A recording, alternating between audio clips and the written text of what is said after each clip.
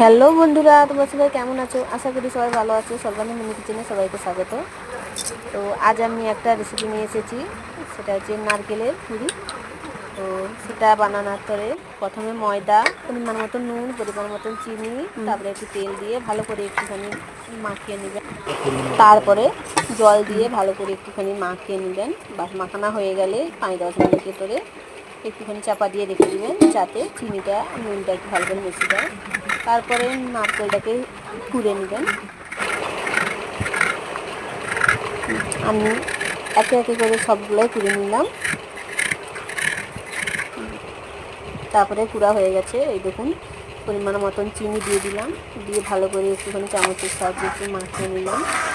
মাখানো হয়ে গেলে এবার কড়াই তেল গরম করতে দিয়ে দিলাম। কড়াই তেল দিয়ে দিলাম, গরম হোক। তারপরে আমি এই দেখুন বেলে নিলাম। তারপরে নারকেলের ছাই তার মধ্যে দিয়ে দিলাম, দিয়ে ভালো করে মুড়ে এবার সাইডটাকে কেটে দিলাম। এই দেখুন রেডি পুরি। এবার এক এক করে সবগুলোই আমি বেলে নিলাম।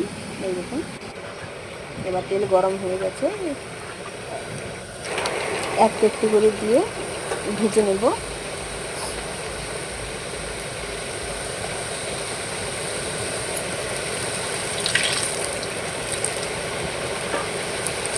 ভালো করে একটু লাল করে ভাজতে হবে।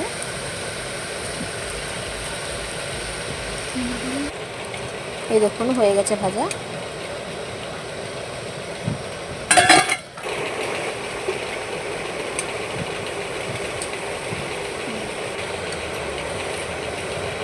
তো এবারে আমার কমপ্লিট ভাজা। তো তোমরা কে কে পুরি খেতে ভালোবাসো একটু প্লিজ কমেন্টে জানিও। এবার কেমন হয়েছে তোমরা বলে। Tata, bye bye.